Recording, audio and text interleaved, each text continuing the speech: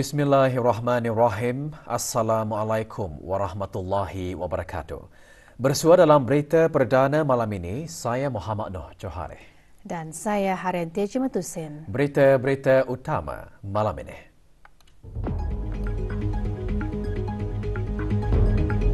Peningkatan harga bukan makanan mendorong peningkatan indeks harga pengguna IHP bagi bulan Mac 2023.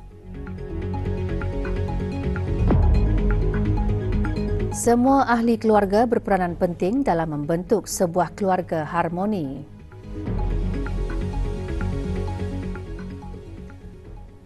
Meskipun bulan Syawal hampir ke penghujungnya, namun sambutan Hari Raya Aidilfitri terus diadakan oleh pelbagai pihak.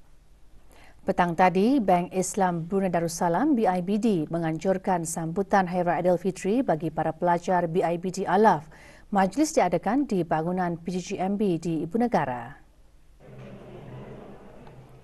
Hadir Pengiran Datuk Seri Paduka Haji Muhammad Tashim bin Pengiran Haji Hassan, Pemangku Menteri Hal Ehwal Agama. Majlis tahunan ini dihadiri 276 pelajar BIBD Alaf.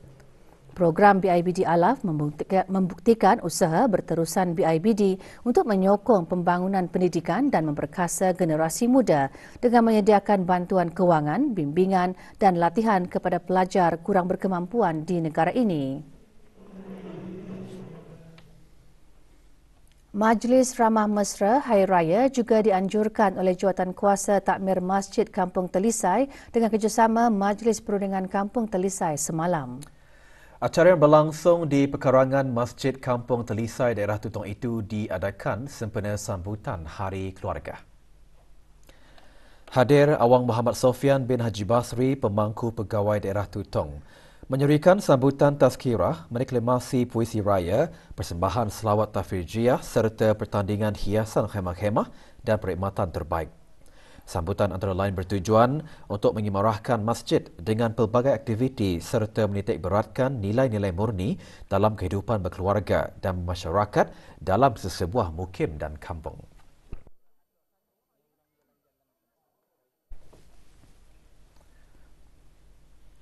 Kehadiran bulan Syawal memberi ruang kepada umat Islam menzahirkan kegembiraan selepas berjaya menunaikan ibadah puasa selama sebulan pada bulan Ramadan. Perkara tersebut antara intipati ceramah khas meraikan kemenangan Syawal yang dianjurkan oleh Fakulti Pengurusan Pembangunan Islam Universiti Islam Sultan Syarif Ali Yunisa pagi tadi.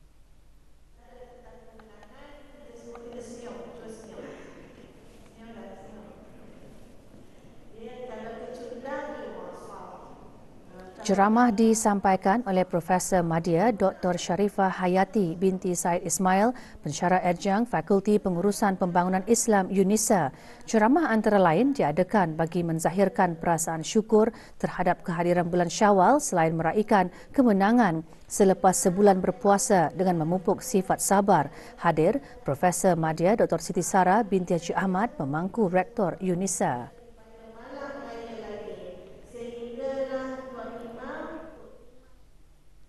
Semua pihak penting untuk berwaspada dengan isu skim penipuan kewangan bagi melindungi diri dan masyarakat.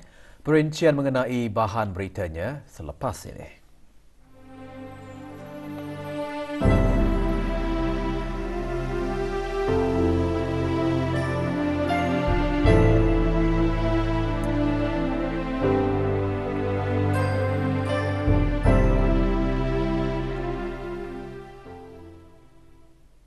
Universiti Brunei Darussalam UBD melalui Unit Kerohanian dan Khidmat Masyarakat bahagian Halwa Pelajar UBD menganjurkan program Quranic Journey, sesi bacaan Yasin dan Tazkirah mingguan serta tadabbur Al-Quran.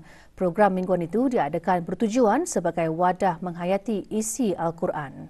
Menjadikan orang Islam ni masuk ke Mekah, Nabi masuk ke Mekah tanpa berlaku peperangan.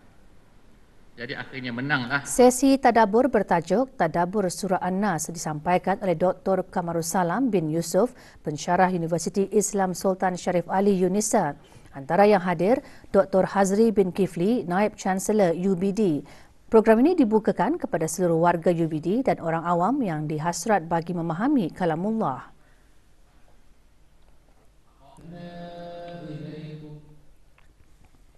Seorang anggota daripada Regimen Pengawal Diraja Tentera Darat Diraja Brunei melafazkan 2 kalimah syahadah dan ikrar pengakuan pengislamannya hari ini di rumah kediamannya di Kampung Lamunin, Tutong.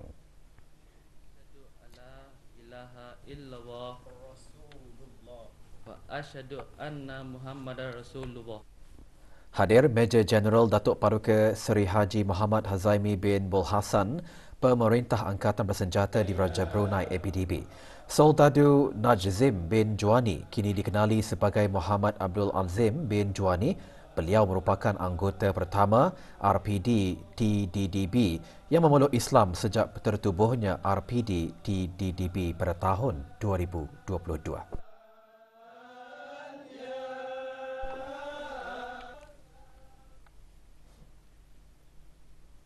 Mesyuarat dua hala antara pasukan polis di Raja Brunei dan pasukan polis Singapura merupakan platform penting bagi mengukuhkan kerjasama antara kedua-dua pasukan di samping bertukar-tukar maklumat dalam memupuk perpaduan hubungan kerja rapat yang penting.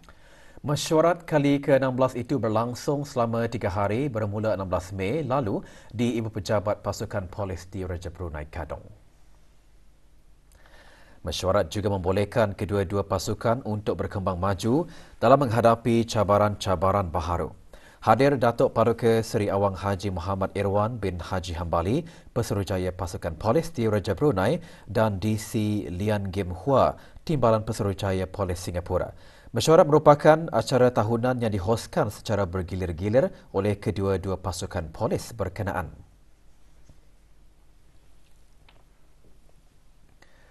Skim penipuan kewangan mahupun pelaburan dilihat memberi impak yang sangat memudaratkan terutama sekali kepada aspek kewangan, tekanan emosi, keluarga malah boleh sahaja melibatkan kecederaan fizikal. Oleh itu adalah sangat penting bagi semua pihak untuk berwaspada, membuat persediaan awal dan bekerjasama padu dalam menentang isu skim penipuan bagi melindungi diri dan juga masyarakat keseluruhannya. Perkara tersebut antara kandungan taklimat yang dikongsikan oleh pasukan polis Singapura semasa sesi taklimat bertajuk Anti Penipuan yang diadakan baru-baru ini di Dewan Banquet Mas Kompleks Ibu Pejabat Pasukan Polis di Raja Brunei, Gadong. Hadir penolong pegawai penguasa polis Awang Haji Azri bin Haji Abdul Manaf, pemangku pengarah siasatan jenayah Pasukan Polis di Raja Brunei. Taklimat dihadiri oleh 250 orang terdiri daripada para pegawai dan anggota pasukan polis di Raja Brunei, Polis Tentera Angkatan Bersenjata di Raja Brunei serta para pegawai dari Jabatan Kerajaan dan Swasta.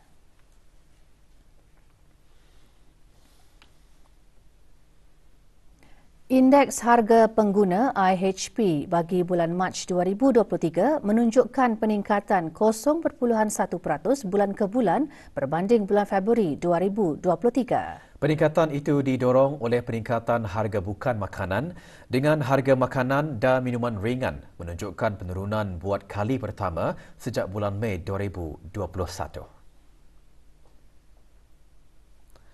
Penurunan bulan ke bulan bagi harga makanan dan minuman ringan adalah disumbangkan oleh sayur-sayuran 1.8%, minyak dan lemak 2.9% dan gula, jam, madu, coklat dan yang diawet dengan gula 0.4%.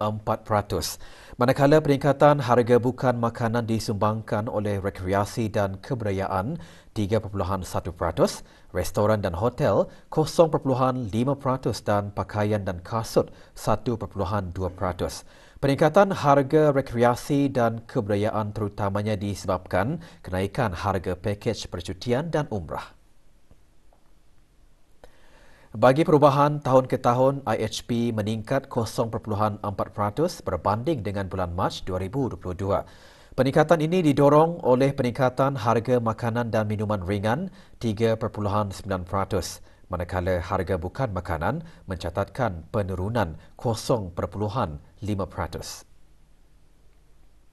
Peningkatan tahun ke tahun bagi harga makanan dan minuman ringan disebabkan oleh kenaikan harga seperti beras dan bijiran 6.6%, daging 5.8% dan ikan dan makanan laut 3.6%.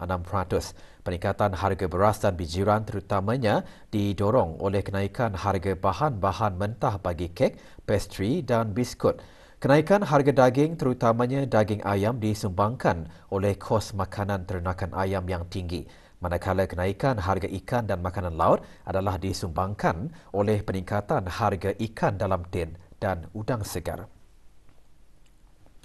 Walau bagaimanapun, peningkatan tahun ke tahun diimbangi oleh penurunan bagi harga bukan makanan yang didorong oleh pengangkutan 4.1%, pelbagai barangan dan perkhidmatan 2.5% dan perhubungan 2.9%. Harga pengangkutan menunjukkan penurunan disebabkan oleh harga tiket penerbangan dan harga kereta. Penurunan harga pelbagai barangan dan perkhidmatan terutamanya disebabkan oleh harga insurans kenderaan. Manakala penurunan harga perkhidmatan telefon dan telefaks adalah penyumbang utama kepada penurunan harga perhubungan. Laporan penuh IHP bagi bulan Mac 2023 boleh didapati di laman sesawang JPES melalui dpes.mofe.gov.bn.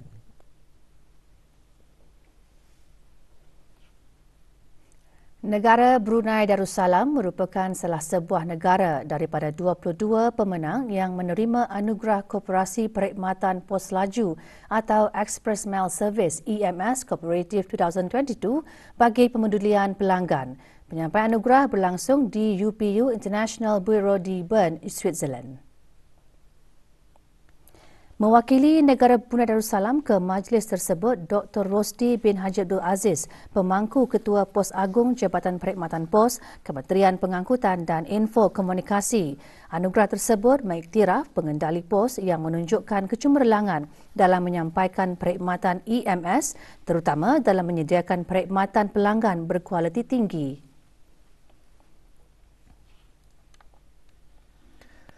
Negara Brunei Darussalam melalui Kementerian Kebudayaan Belia dan Sukan bersama Malaysia, Singapura dan Thailand bersetuju mengangkat kebaya sebagai pencalonan bersama ke Pertubuhan Pendidikan, Sains dan Kebudayaan Pertubuhan Bangsa-Bangsa Bersatu UNESCO di bawah kategori Representative List of the Intangible Cultural Heritage of Humanity bagi tahun 2023.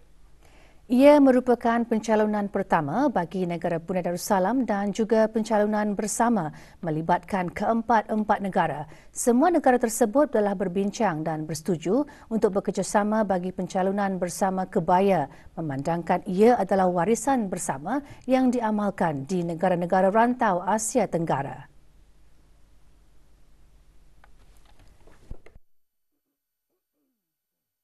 Kebaya juga mewakili dan meraikan kekayaan warisan bersama, menggalakkan pemahaman silang budaya agar ia terus kekal diamalkan oleh pelbagai komuniti di seluruh Asia Tenggara.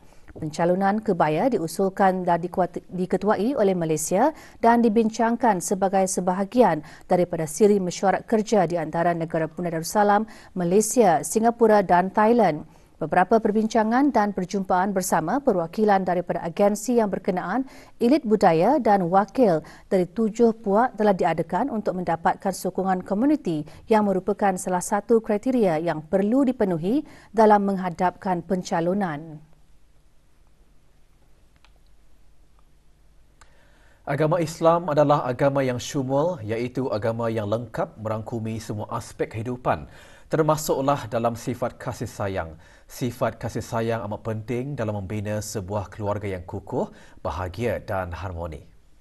Dalam menjadikan sebuah keluarga yang harmoni, bukan sahaja ibu bapa yang memainkan peranan penting, bahkan seorang anak juga tidak kurang pentingnya dalam membentuk sebuah keluarga yang harmoni. Perkara tersebut antara yang disentuh dalam khutbah Jumaat hari ini yang bertajuk Mengukuhkan Keharmonian Keluarga. Setiap anak diwajibkan taat, menghormati dan memuliakan ibu bapa. Di samping itu, anak-anak juga wajib mematuhi segala perintah dan nasihat mereka selagi mana tidak bertentangan dengan syarak. Dan apabila berbicara, anak-anak hendaklah menggunakan kata-kata yang lemah lembut serta beradab, tidak menyinggung perasaan dan menyakiti hati kedua ibu bapa. Tunjukkanlah rasa terima kasih terhadap jasa kedua orang tua yang telah mendidik dan membesarkan kita. Perlu diingat, anak-anak hendaklah sentiasa mengambil peduli dan bertanya khabar kedua ibu bapa, walaupun anak-anak tersebut sudah berkeluarga dan tinggal di rumah yang berasingan dengan mereka. Anak-anak juga perlu mengambil berat dan bertanggungjawab memeduli ibu bapa, lebih-lebih lagi ibu bapa yang sudah lanjut usia dan memerlukan penjagaan. Adalah menjadi kewajipan kepada anak-anak agar meluangkan masa untuk memenuhi keperluan ibu bapa dari segi makan minum, pakaian, perubatan, tempat tinggal dan kasih sayang sebagaimana yang mereka berikan kepada anak-anak sewaktu kecil dahulu. Sesungguhnya pengorbanan dan jasa ibu bapa yang melahirkan serta membesarkan kita dengan penuh kasih sayang tidak akan terbalas hatta dengan segunung emas sekalipun. Bakat seni anak-anak tempatan tidak boleh dipertikaikan lagi apabila mereka terus mewarnai industri kreatif negara melalui karya-karya berkualiti tinggi. Untuk mengetahui lebih lanjut mengenainya, Zulfadli Haji Kasim membawakan laporannya. Saya telah memulakan untuk menonjolkan negara Brunei Darussalam melalui lukisan-lukisan yang saya lukis. So with contemporary abstract, you also work with a lot of different medium. Minat dan kreativiti antara keistimewaan yang dimiliki oleh seorang pencinta seni tempatan, Datuk Paduka Haji Haini bin Haji Hashim, untuk menghasilkan karya-karya berkualiti. Walaupun meminati bidang seni lukis sejak di bangku sekolah lagi, namun beliau hanya bergiat secara aktif semasa bertugas sebagai seorang diplomat. Menurut mantan Duta Besar Istimewa dan Mutlak negara Brunei Darussalam ke Persekutuan Rusia ini, kesibukan dengan tugas tidak menghalangnya untuk mengetengahkan keunikan negara Brunei Darussalam melalui lukisan. Alhamdulillah, sebenarnya salah satu daripada lukisan saya yang banyak-banyak, saya ada membuat lebih 8 pengiktirafan 8 buah yang menjadi masterpiece. Salah satu daripadanya ialah Kota Batu at Night, yang mana ianya menjadi tarikan di Moskow dan di Rusia keseluruhannya untuk menilai buatan saya mengenai lukisan itu. Bagi seorang lagi penggiat seni tanah air, Dayangku Hajah Nurul Hayati, binti Pangeran Datu Paduka Haji Badarudin, sebahagian besar karyanya adalah dalam bentuk abstrak. Dikenali sebagai Sam Siren, beliau mengakui berhadapan cabaran apabila kebanyakan orang sukar memahami lukisan yang terdapat dalam bentuk abstrak berbanding di luar negara. I realized that the audience is a bit different.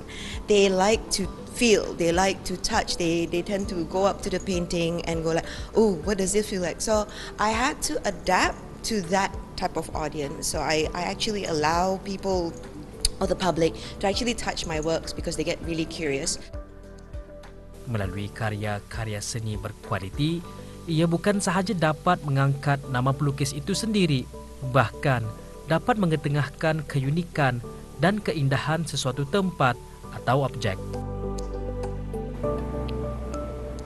Dengan adanya pameran ini dihasrat akan dapat memberikan inspirasi, kreativiti serta imajinasi kepada pelukis-pelukis tempatan maupun individu lain, sekaligus meraih potensi melalui karya seni yang dipamerkan. Zulfadli Haji Kasim untuk Berita RTV. 63 karya mahasiswa program reka bentuk dan industri kreatif Fakulti Sastra dan Sains Sosial Universiti Brunei Darussalam UBD dipamerkan semasa pameran UBD Lumen Spectrum 2023. Pameran dibuka bagi kunjungan orang ramai sehingga 9 Jun 2023 bertempat di Dewan Chancellor UBD. Antara yang dipamerkan termasuk reka bentuk fashion, seni dan reka bentuk digital, pembangunan permainan, filmografi, seni bina dan reka bentuk dalaman. Pameran antara lain memperkenalkan beberapa projek yang dihasrat bagi menanai kepentingan menjaga alam sekitar dan khazanah negara selain projek penjenamaan semula bagi menggalakkan pengusaha-pengusaha tempatan.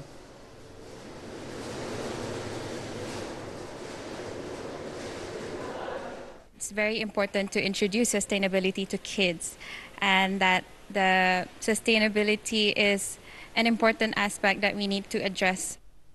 Projek ini adalah projek yang dimakan masa setahun, yang mengisarkan kisah-kisah teladan Brunei ataupun cerita rakyat-rakyat Brunei. And ini mostly dari 4 daerah di Brunei.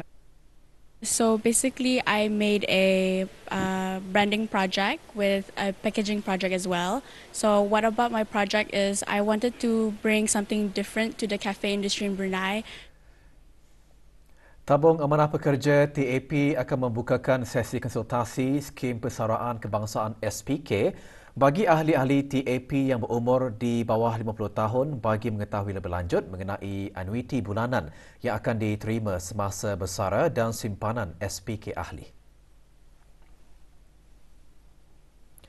Konsultasi diadakan di Pusat Persidangan Antarabangsa bermula esok 20 Mei hingga 30 Mei ini dari pukul 8 pagi sehingga 4 petang dan ditutup pada hari Jumaat dan Ahad. Ahli-ahli yang berumur 50 tahun ke atas juga dialulukan untuk hadir dan membuat tempahan sesi konsultasi SPK dengan melayari pautan booking.tap.com.bn.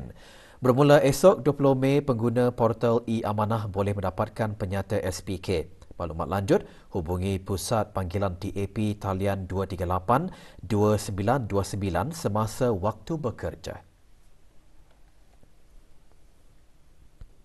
18 ahli kontingen negara Brunei Darussalam yang menyertai Sukan Asia Tenggara Sukan C ke-32 di Phnom Penh, Kemboja telah pulang ke tanah air semalam. Berada di lapangan terbang antarabangsa Brunei Yang Berhormat Datuk Seri Setia Awang Haji Nazmi bin Haji Muhammad, Menteri Kebudayaan dan Sukan. Pada Sukan C kali ini, kontingen negara berjaya meraih 2 pingat emas melalui Sukan Wushu, 1 pingat perak bagi Sukan Pencaksilat dan 6 pingat gangsa melalui Sukan-Sukan Karate, Pencaksilat, Wushu dan Badminton.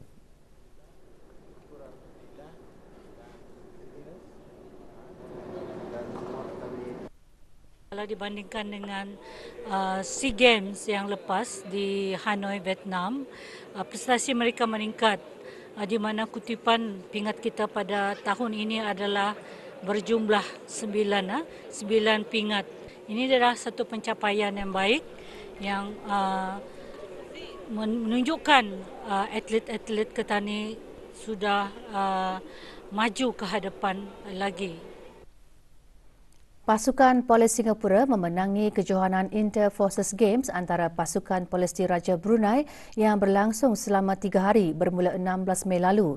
Kejohanan yang bertandingkan sukan golf, badminton dan bola sepak itu berlangsung di Stadium Hassanal Bolkiah, Ibu Pejabat Polis Gadong. Pasukan Polis Singapura menjuarai kejohanan itu setelah memenangi 2 daripada 3 sukan yang dipertandingkan. Pasukan Polis Diraja Brunei pula berjaya memenangi sukan golf. Hadir pada majlis malam penutupan kejohanan, Datuk Paduka Seri Awang Haji Erwan bin Haji Hambali, Pesuruhjaya Pasukan Polis Diraja Brunei dan DC Lian Gim Hua, Timbalan Pesuruhjaya Polis Pasukan Polis Singapura. Pasukan Kementerian Pembangunan muncul juara bagi kategori veteran dalam kejohanan bola jaring antara kementerian-kementerian kali ke-29 sempena Hari Perkhidmatan Awam tahun 2022. Kejohanan berlangsung pagi tadi di Dewan Serbaguna, Kompleks Sukan Negara Hassanal Bolkiah. 4 kementerian bertanding dalam kategori tersebut.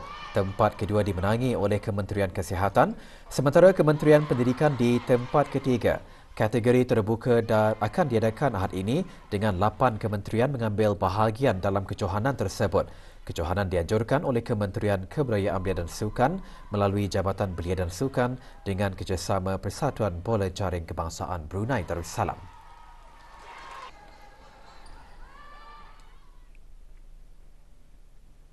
Brunei DPMMFC akan meneruskan saingan Liga Perdana Singapura 2023 esok apabila berdepan Balestier Khalsa di Stadium Bishan, Singapura.